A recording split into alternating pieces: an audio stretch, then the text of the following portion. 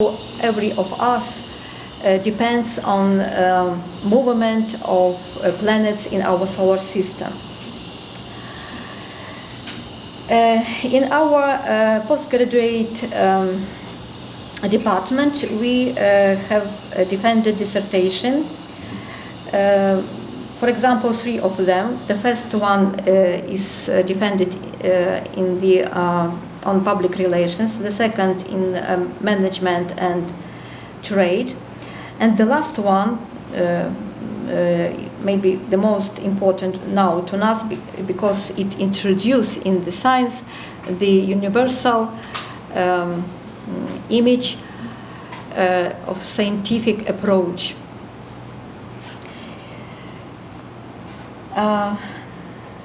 Okay, going further. So this model shows us the fundamentals of the universal scientific worldview. And on different systemic levels, we see how we can systemize different elements of our life and different elements of science as well.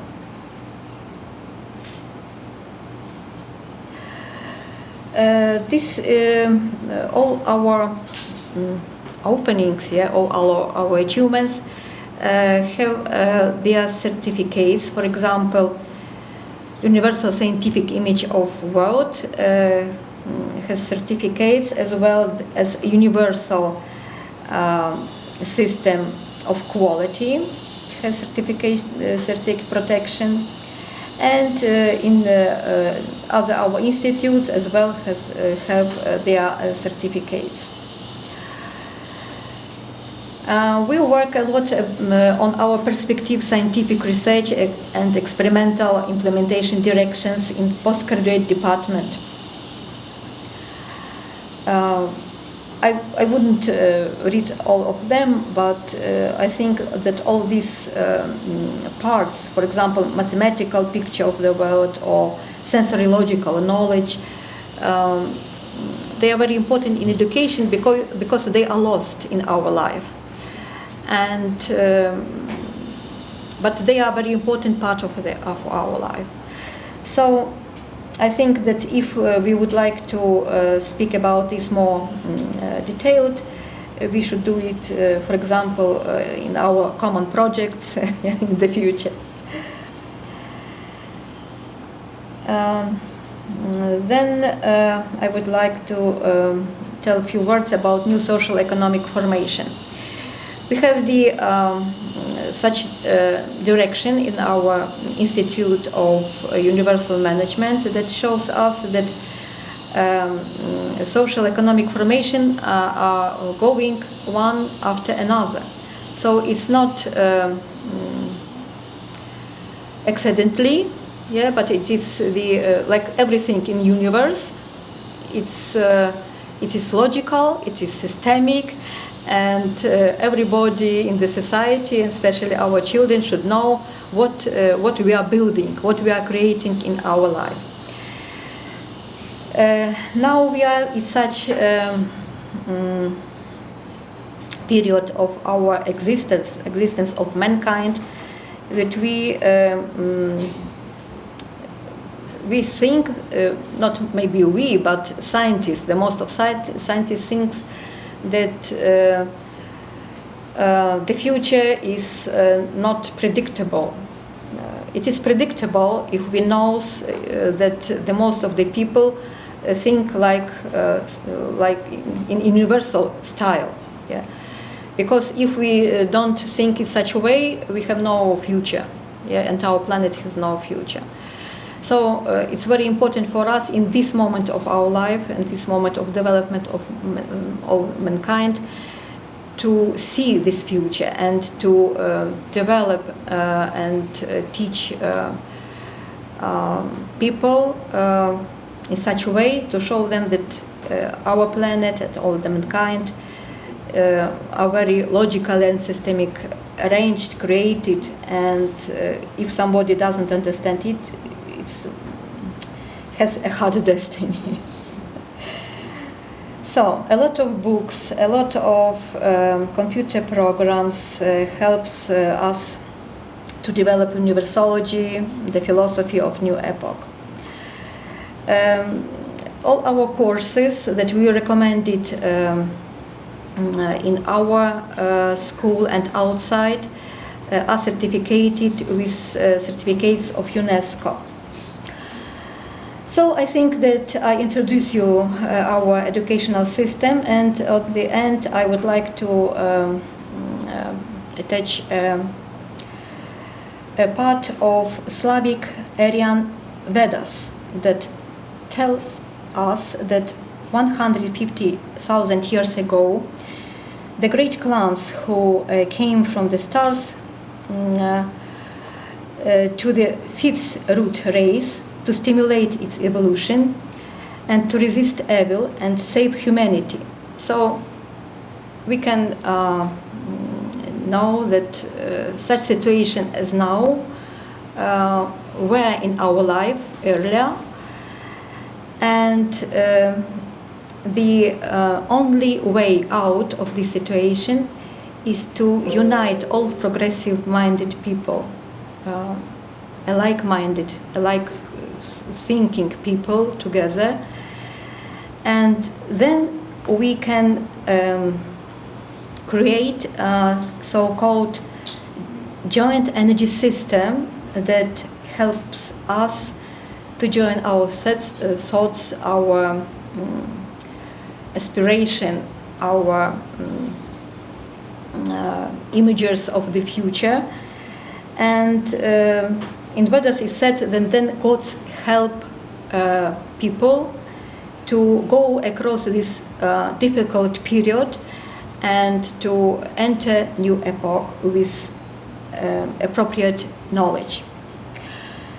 So I think that our conference will help us to create this great circle of unity, and all our friends and colleagues here and abroad watching us through internet will join us, and this hard period in our life will finish and we will enter to the new, happy, systemic, universal period of our life. Thank you.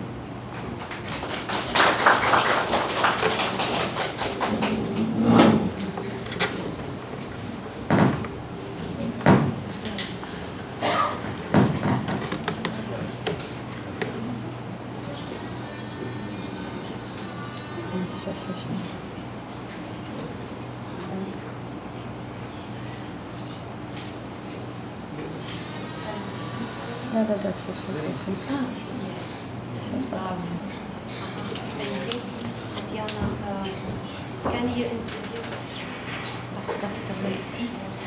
So now I would like to introduce you the coordinator of our International Unity of Universology Universities, Marina Kolesnik. He's professor in Chernigov University, and she will tell us about streaming education system. Yes, and about universal.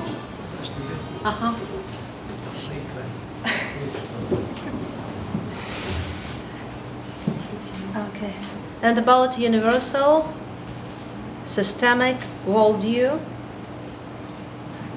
in education of the new age era. Okay. Speaking about the education of a new era, we emphasize first of all the birth of the man of the future. This personality's worldview, thank you. Worldview is expected to demonstrate integrity.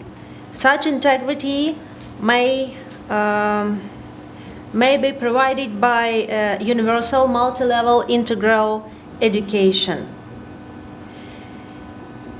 The quality of integrity which defines life itself is considered the focal concept of the education, which essentially helps a person to find their way in life according to their predestination. The world is structured strictly hierarchically, and all levels of the world order correlate with one another from macro to micro world. This I don't know. Maybe phone. Good. Features.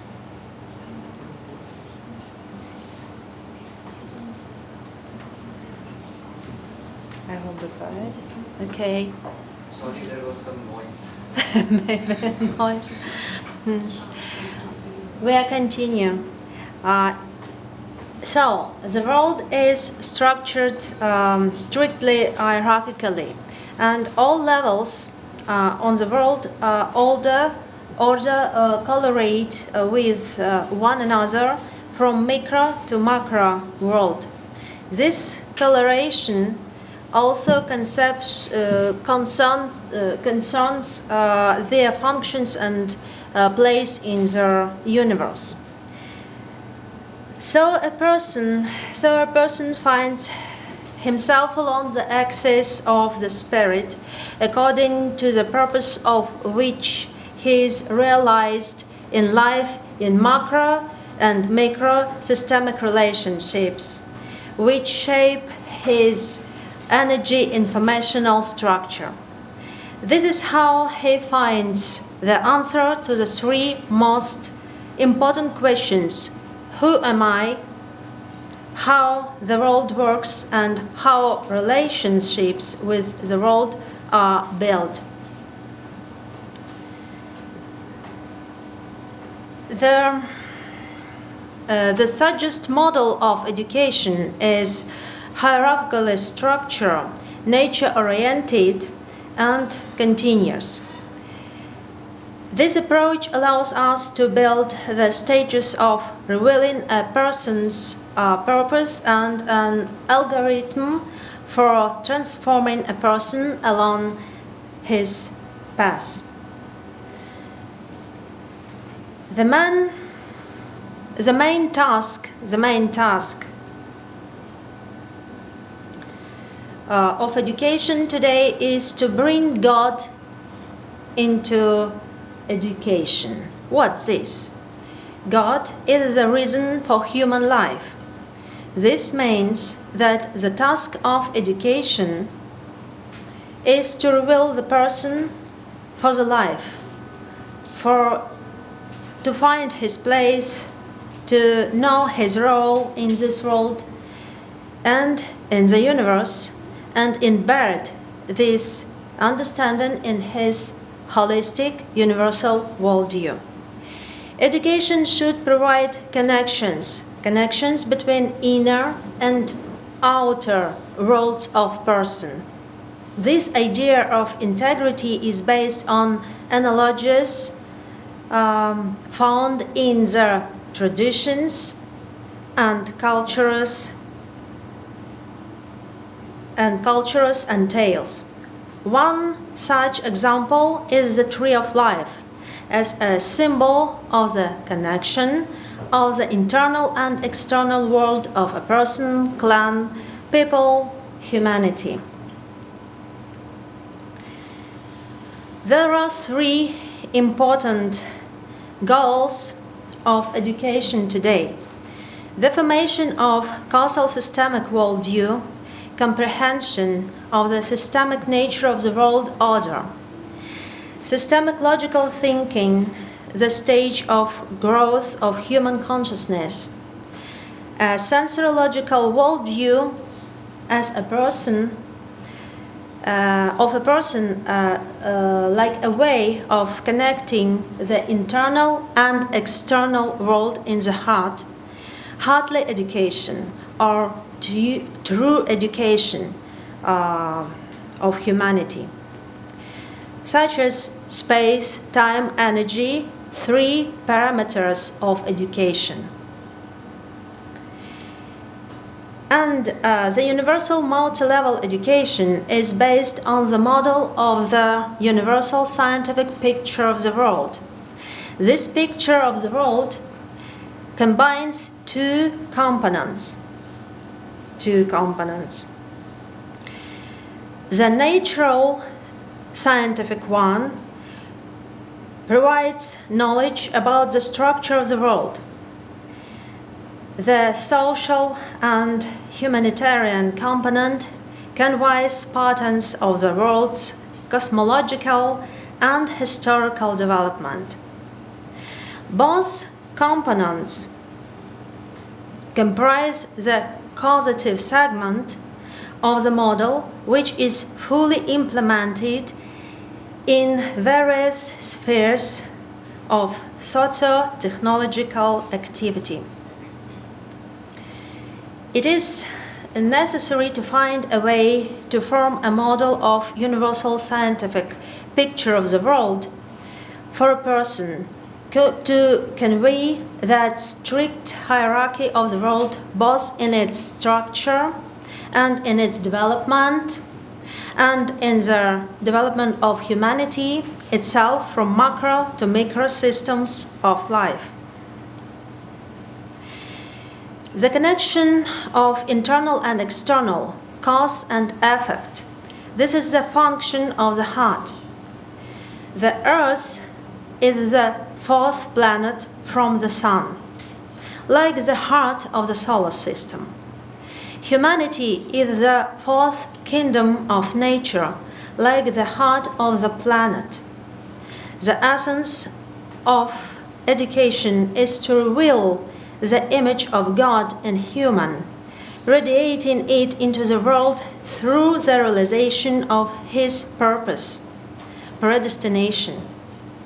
The essence of the new education is build a bridge between divine authenticity and earthly reality.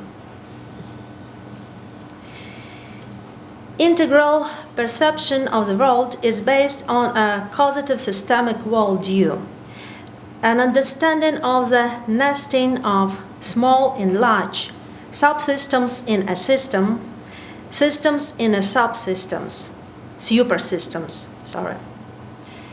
According to Aristotle, all spaces are placed inside other places and all times are located inside other times.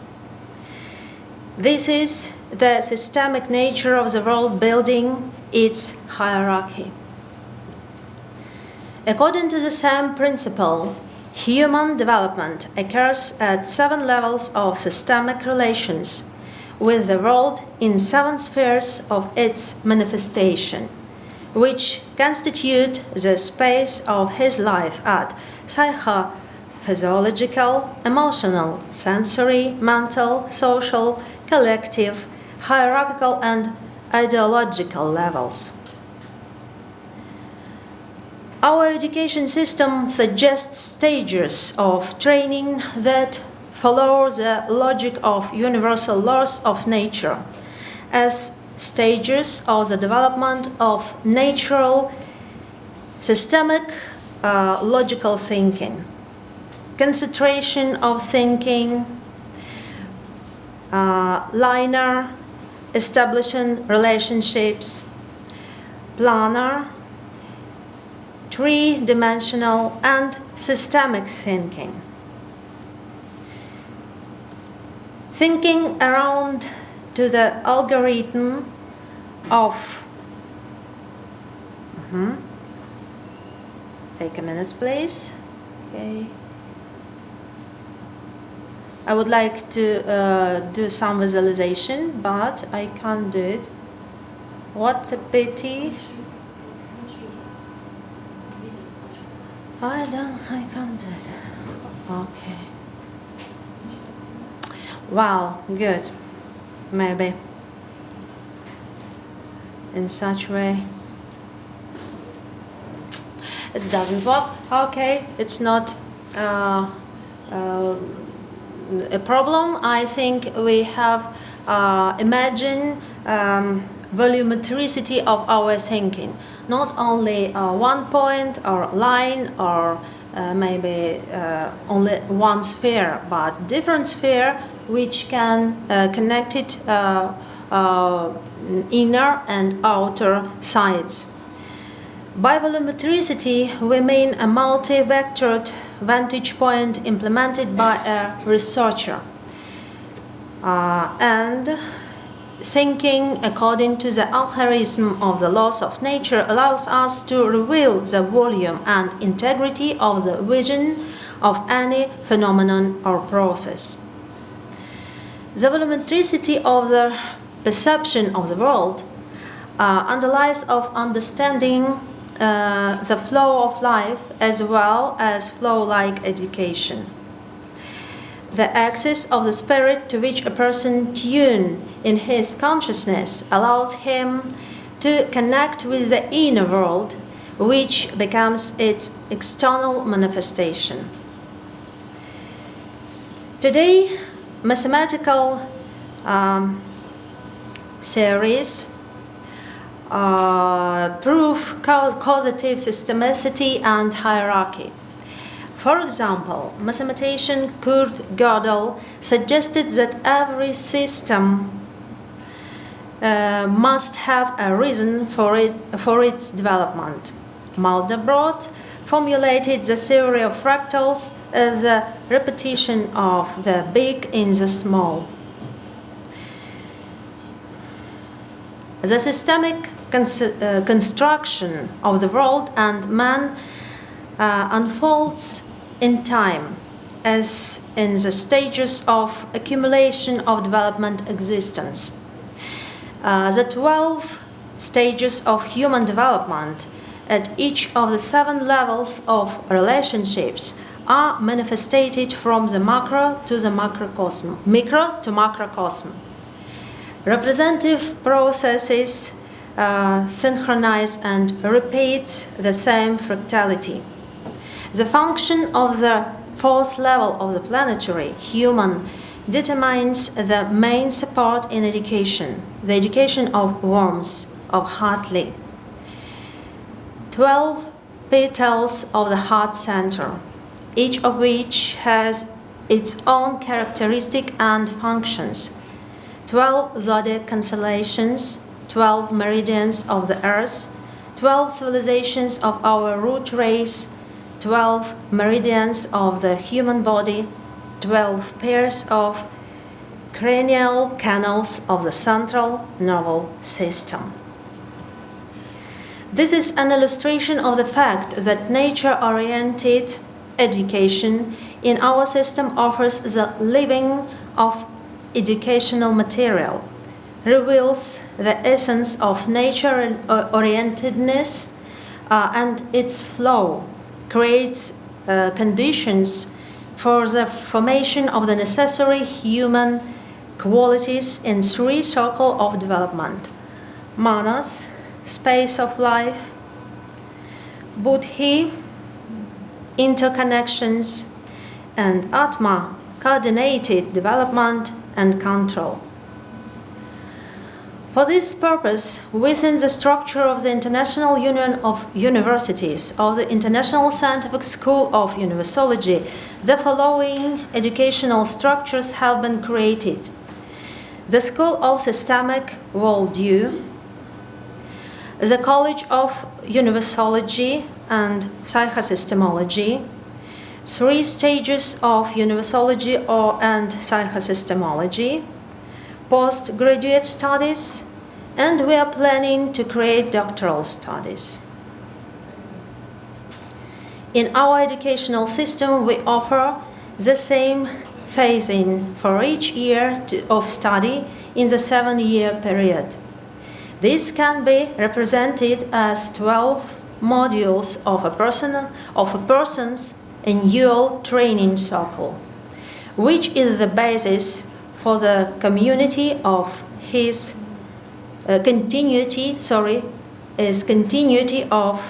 education. Continuity is that in each circle the universal stages of development are repeated, but at the deeper level on different subjects. The movement comes from knowing one's place and role in the macro system to knowing one's purpose and understanding interaction with others, in order to create this integrity of the movement of energy flows in the overall system of humanity. This is like a double helix is formed, similar to DNA. One is the ideological basis that builds the axis of development.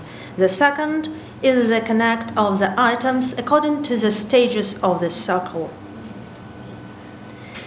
A clear organization is formed like a hierarchy of life, from consumerist attitude to vitality, from emotions that suppress others to balance of emotions that allows you to adequately understand the world, from a scientist genius who knows a single truth to one who can see the person who is positive in position and views different from his own, from replicating a template set of knowledge to the formation of a multi-dimensional personality, from a charisma of boss to charisma of a democratic manager, to charisma of Mahatma, to charisma of a real leader of the future. The system of continuous education proposes the path from individual experience of such flow by the teacher himself to the experience of flow in teaching others and investing the value of what has been lived into society. Thus, our system of universal integral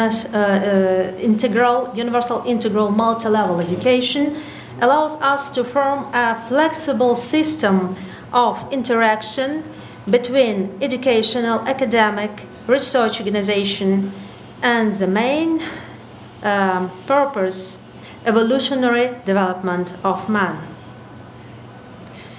Then, on the basis of causal systemic worldview and integral worldview, systemic logical thinking, a sensory logical perception of the world will be formed.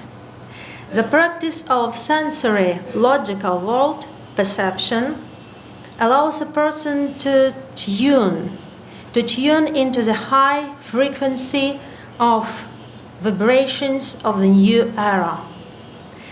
And the practice of creating a united energy system will reveal the essence of the pedagogical resonance between teacher and student. The inner world is brought into the outside in the attunement of a person to the destiny along the axis of the spirit. The resonance of energy flows forms the integrity and harmony of the person himself in the balance of the four forces of nature in all areas of human life. This is how the algorithm of sensoriological perception is built, as the entry of the internal into external, the meaning in the heart of thought image and thought form, which give birth to thought feeling. Thus, both halves of the brain are involved, figuratively and strictly logical functions.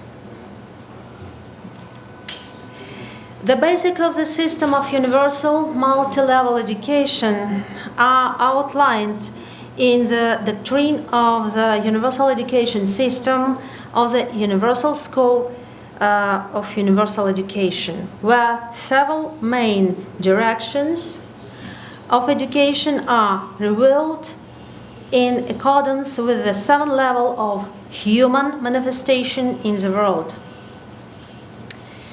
We are now presenting to you attention a holistic model of the education system in the new era based on a worldview axis along which, like the tree of life, a rainbow bridge is formed to connect a person with his inner world, directing him to the future and purifying the past, and his meeting takes place in his heart. The man of the future is born, the man creator, the man who transforms himself and the world. Examples of the implementation and practice of our educational system will be revealed in our subsequent speeches after my speech. Thank you for your attention, and I think that we may have very productive talking about implementation such a model of systemic education like this and exchange our experience. Thank you for your attention.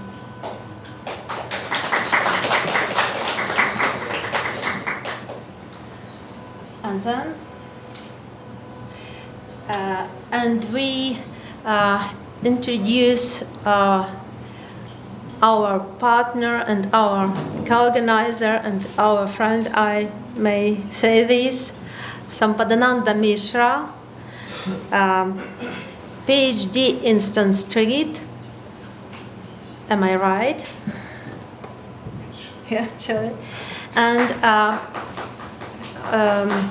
according to our co-organizing this conference, we heard about your investigations in Sanskrit, and not only this, in culture and education, and we would very glad to hear it in this conference. Thank you. Take this. Take this. Okay. Just remove this.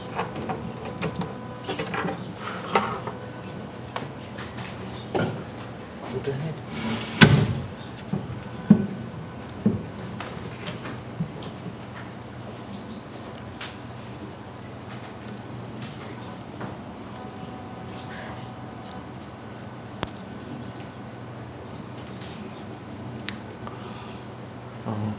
Namaskar. The topic that I had chosen to speak is a new education for new consciousness. And since our whole focus is on 12, number 12, so I would like to explain you the spiritual significance of this number through this symbol. This symbol is the spiritual symbol of the mother, whose original name was Mira Alfasa, who later became the spiritual partner of Sri Aurobindo. And what is this symbol?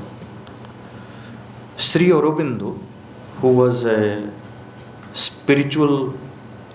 spiritually enlightened personality, a rishi, a philosopher, a poet, a thinker, who has given the explanation of this symbol.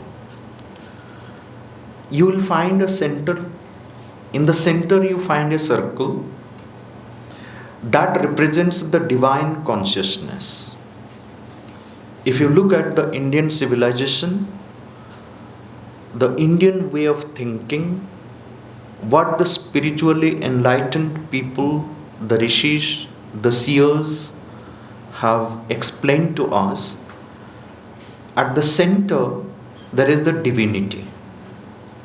If you take out divinity, then there is nothing of Indian civilization, Indian wisdom. So at the center, at the root is the divinity, the divine consciousness. Then around the central circle, you will find 4 petals. These 4 petals are 4 prominent manifestations of the divine consciousness, the 4 prominent Shakti. The first prominent Shakti is Maheshwari. Maheshwari. Again, she represents one of the prominent force of human consciousness, that is the power of wisdom. Every human being, every human consciousness has that power of wisdom. Then the second prominent power is Mahakali. First is Maheshwari, next is Mahakali. She represents the strength, the real Shakti.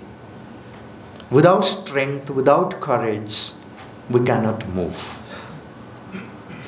So she represents the another prominent power of human consciousness is the strength, Mahakali.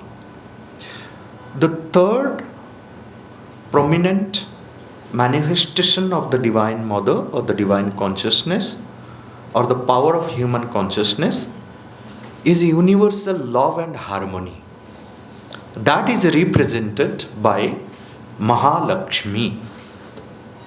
So Maheshwari representing the power of wisdom, Mahakali representing the power of strength, Mahalakshmi representing the power of universal love and harmony. And the fourth prominent manifestation of the divine consciousness is Mahasaraswati.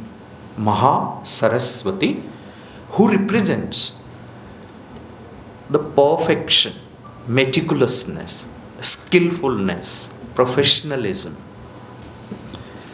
These 4 powers are the 4 prominent powers of human consciousness, and education, yoga, sadhana, in a true sense, is to manifest these 4 powers in our consciousness. That is what is the new education for new consciousness. The mother says, after 1956, when the supramental power manifest on the earth, 29th of February 1956. So this is again a special month, because after every 4 years you have a 29th of February, and 2024 February you have 29th of February. Again we celebrate this golden day. So now these 4 prominent powers recognized as 4 different aspects of human consciousness. The person whose natural temperament is to manifest the power of wisdom, or who is more inclined towards wisdom, was called in ancient India a Brahmana.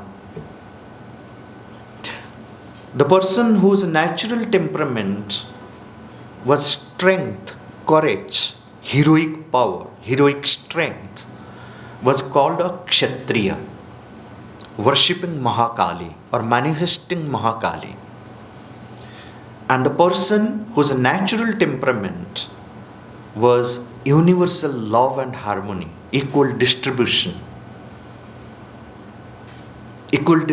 of wealth in the society, maintaining harmony in the society, was called Vaishya and worshipper of Mahalakshmi. And the person whose natural temperament was towards manifesting perfection, hard work, meticulousness, skillfulness, because Mahasaraswati will not tolerate anything messy, anything here and there. She demands utter perfection. That is her domain. So that was the person who is naturally inclined towards that was called Shudra. Later, these 4 different powers of human consciousness, of human temperament, got translated into, in the European sense of caste, which didn't exist in our tradition. So, the most important part is every human being has these 4 powers. Every human being at the same time is a Brahmana, is a Kshatriya, is a Vaishya, is a Shudra, is a worshipper of Maheshwari, Mahakali, Mahalakshmi, Mahasaraswati, is a sadhaka, the one who accomplishes, one who seeks to manifest the power of wisdom, heroic strength,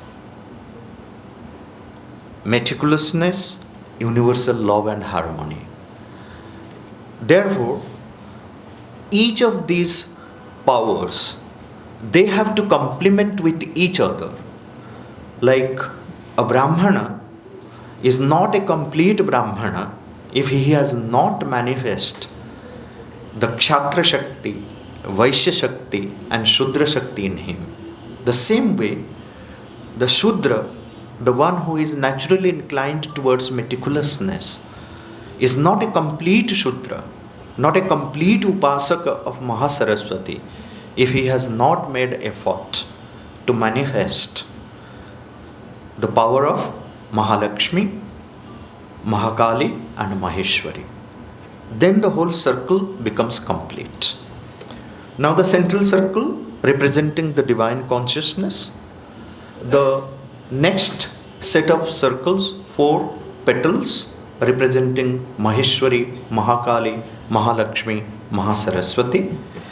Then you have the 12 petals around it.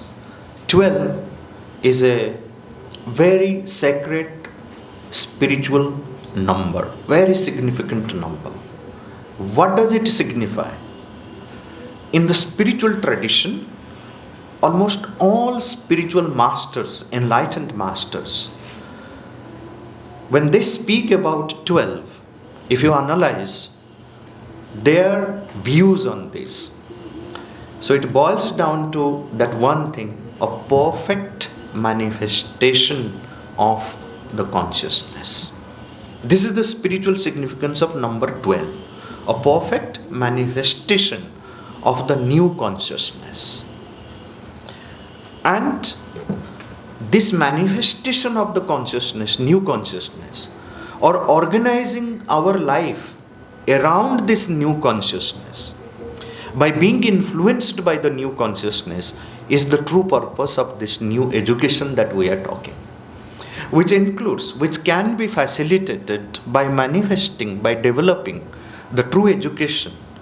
Education is actually a process of manifesting the hidden powers within our consciousness. Life is the whole field. In this whole field, we apply this process of education and then make our life beautiful, make our life purna, perfect, fully accomplished. And to do that, the mother has given these 12 powers, 12 qualities. So every human being aspiring to attain to that perfection or manifest that new consciousness is supposed to, in the name of education, in the name of yoga, in the name of sadhana, has to manifest these 12 qualities. So what are these 12 qualities? First is sincerity. We think that someone who is coming on time, we think that is very sincere. sincerity is not about being punctual.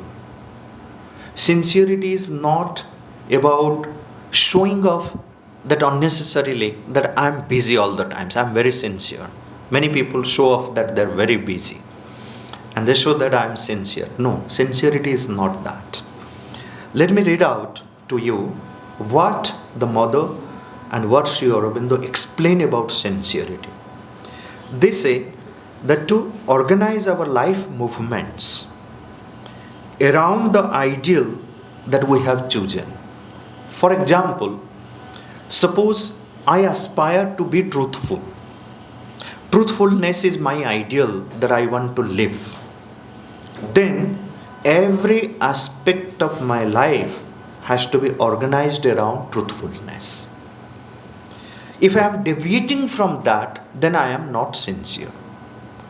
My sincerity depends upon how meticulously, how completely I organize my life's movements around the ideal that I have chosen to live. It is to lift up all our movements to the highest level of consciousness that we have attained. That is what is meant by sincerity. One of the most prominent aspect of education to make life truly purna, truly beautiful, anandamaya and yogamaya, full of yoga. Second is aspiration.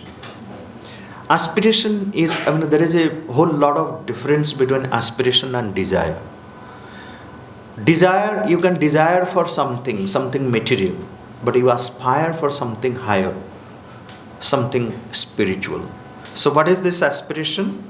They say, an incessant seeking to grow out of the present human consciousness into the divine consciousness. If we look at our consciousness at the ordinary level, we are very constricted, very limited, very narrow, very mean, very small. And maximum driven by our animal impulses and instincts. So we have to come out of that narrow consciousness, and education is all about that. If whole life we say that I have completed my education, I'm very qualified, I have done my PhD, I have done my postdoc, I got a delete, I have visited so many countries, I have hold these positions, I can deliver lectures on everything, I'm an expert in my field. But if there is no change in my consciousness, if I still carry that narrowness in my consciousness, I am limited by many limitations, then I am not truly educated. So it says that one has to aspire, a true aspirant of education, true sadhaka of life, has to aspire to outgrow one's own limited consciousness and aspire to become one with the vast consciousness, as vast as possible, as expanded as possible. This is where our aspiration must lead. So an incessant seeking to grow out of the present human consciousness into the divine consciousness, it is a living urge to exceed our extant imperfection and grow into the highest perfection that we can envisage. So that is what is aspiration. The third quality is goodness. A spontaneous turn of the being and the nature towards the highest good and all that promotes it. If we do everything, but we do not have that goodwill for all, then we are not truly educated. And our ancient seers and sages give a lot of importance to this goodness. And they say, Sarva Bhuta Hita. And only when someone was rata means engrossed in Sarva Bhuta Hita, in the good of all beings, not just human beings, anything which lies outside the human beings. Okay. So Sarva Bhuta Hita, Rata, the one who is engrossed in that, was truly called a Vipra, a Rishi, an enlightened person, a Rishi, an enlightened seer, a true person. So, goodness is another quality which we need to manifest. Then we have humility. Humility, I mean, you can just see, there may not be the proper order in which I am reading. Actually, there is no order. So, here, just to explain the symbol, the order is put, but for explaining step by step, I am following another order. So, humility, we understand that, okay, just to remain sober, and we understand what humility means.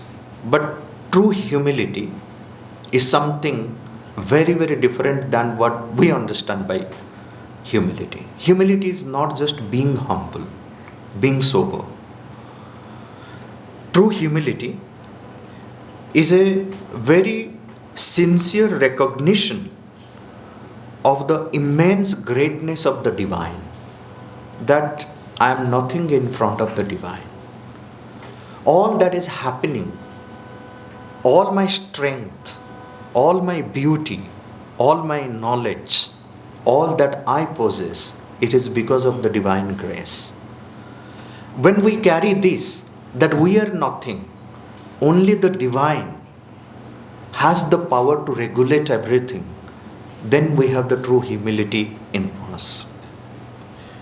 So it is a sincere recognition of the immense greatness of the divine and our own practical insignificance, and ineffectively before the omnipotence of the Almighty. That Almighty is the omnipotent one. We are nothing. We are very insignificant. That is true humility. Then we have receptivity, grahanshilata. Receptivity is a constant openness to what seeks to enter into ourselves. So, for example, like when I open to the higher ideals, the higher truths, I want to receive some higher messages. Most of the times it happens, the mother has explained, on your birthday, how to celebrate birthday. She says that it is that day when the soul which has manifested on this earth, in this body, it truly gets connected with its source.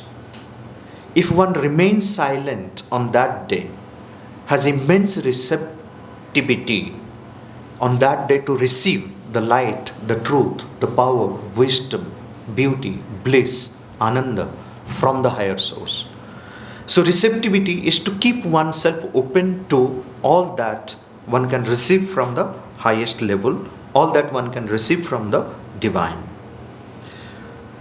So it is a constant openness to what seeks to enter into ourselves, a state of entire opening to what comes from the divine without questioning, without reservation. If there is reservation, if there is questioning, then true receptivity, the true power of receptivity will not grow to us. Then we have generosity, a natural attitude of beneficence, giving of what we have and are, an unfailing charitable outlook on everything, a free and uncalculating disposition of self-giving. Generosity is not just, giving money or philanthropy. Generosity is like how one is truly open within, how entirely one gives oneself, volunteers oneself for doing good to all, in all situations, without any reservation. Then we have gratitude and humble recognition of what the divine is doing for us, and a spontaneous laying of ourselves in the service of the divine in utter love and surrender. Then we have progress, an unbroken movement of ascent towards the divine, because progress is the very purpose for which we are on the earth. Every moment, every day, we must think about we must reflect and then think about what progress we have made today. A day which passes without making any progress is a day completely wasted. It doesn't contribute positively anything towards our growth. So education is lifelong. There is no moment when there's education not happening.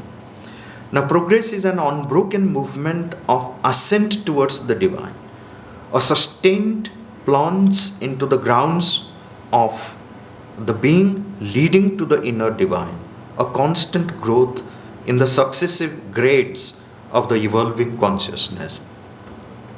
These 8 powers, these are the Mother and Sri Aurobindo, both of them, they have explained that these 8 powers, they constitute our attitude towards the divine. Then there are 4 other powers which describe our attitude towards all that lies around us, our connection with the outer world. What are those 4 powers which will complete the circle 12?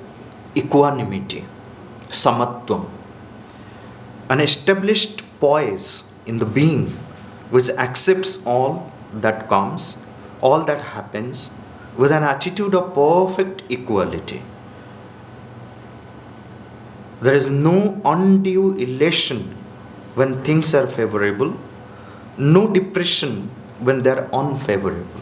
And there is a beautiful verse in the Gita which explains this. Dukkheshu anudvigna manaha, sukheshu vigata spruha. It means, like, whenever there is depression, frustration, anything goes wrong, never get depressed, never get dejected, never get affected by that. Sukheshu vigata spruha. When there is much happiness, much bliss, all good happening, do not become elated, highly elated.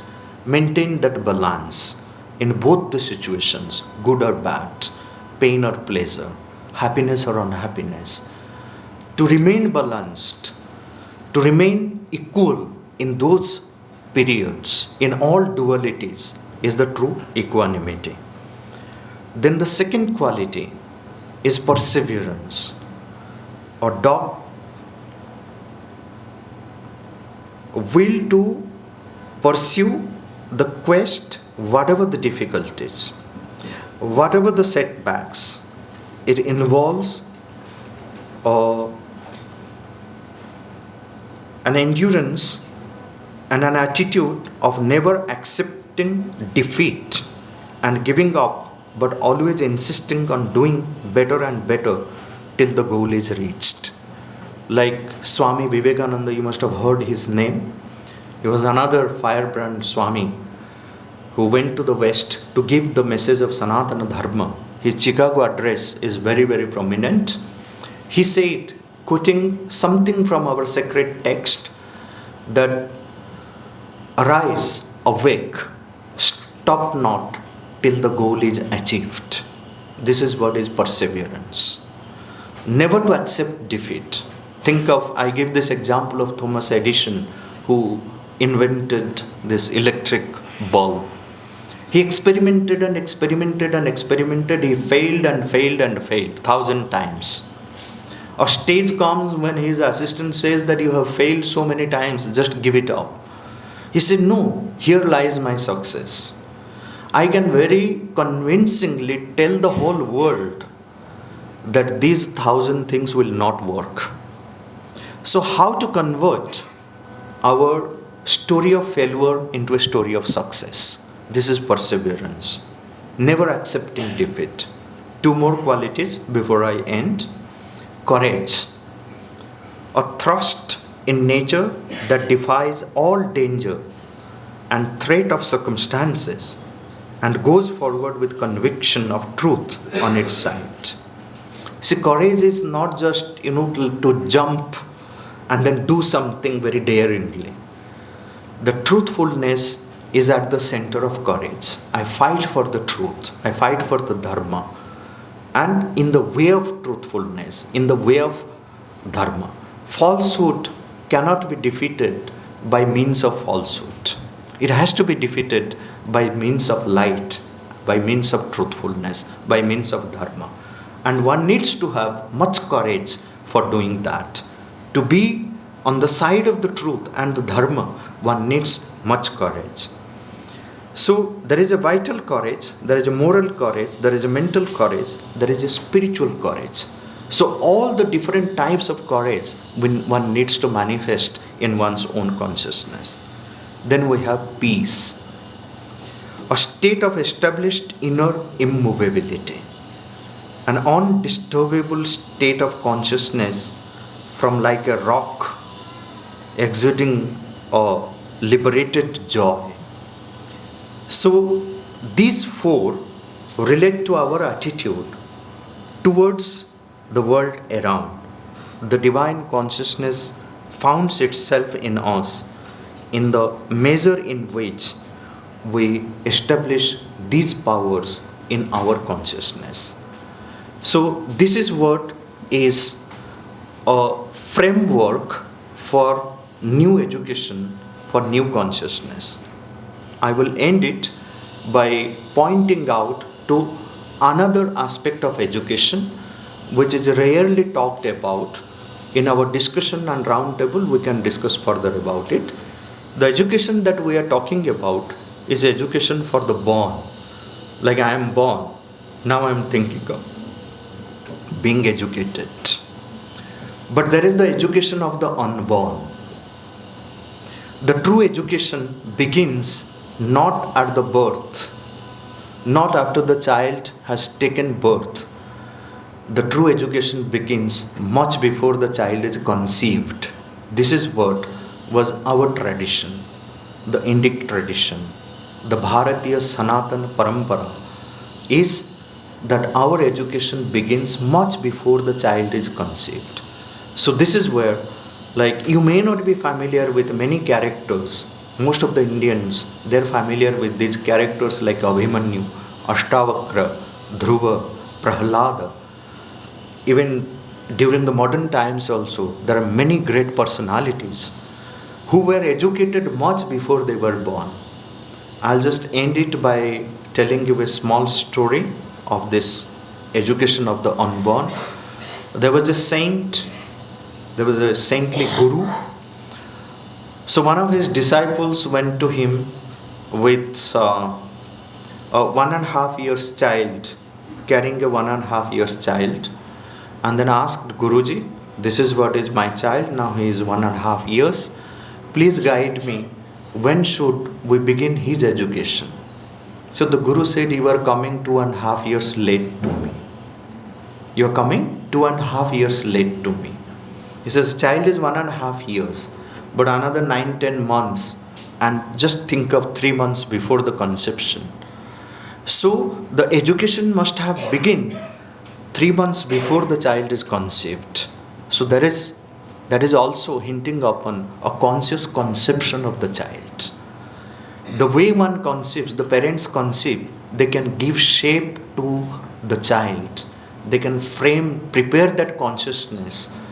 So this is how, by implementing the prenatal education, we can give birth to a conscious humanity. And this is the new education for new consciousness. Thank you for listening to me. Dhanyawad.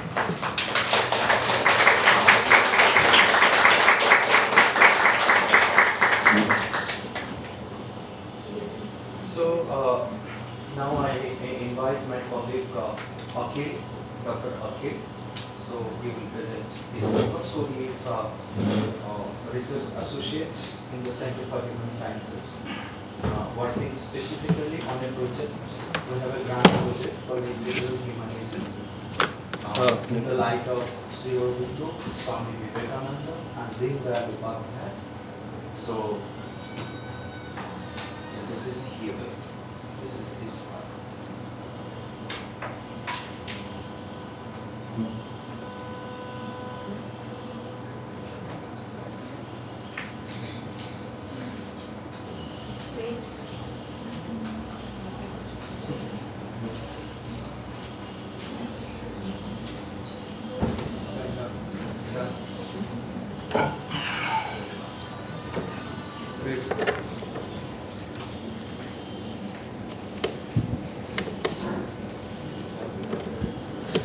So I hope everyone is awake after very deep philosophical deliberations. So we are around 15 minutes we have for coffee break. So I want to bring your attention towards some concrete possible solutions. So we are talking about universal education or the humanity. So how can we bring this thing to the school children or kids? And yeah, let me start the presentation.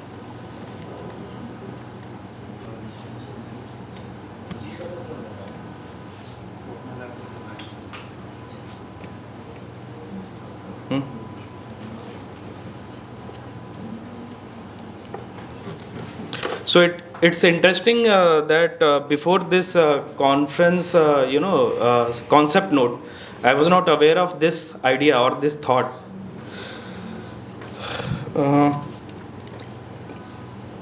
But as there is a one Vedic verse that ekam sat vipra bodha vadanti. That means truth is one, but it represented by multiple forms. So, as Mariana was talking about, the goal of education is connection between internal and outer, internal and outer world. And one of my core idea is related to that similar, concept. So I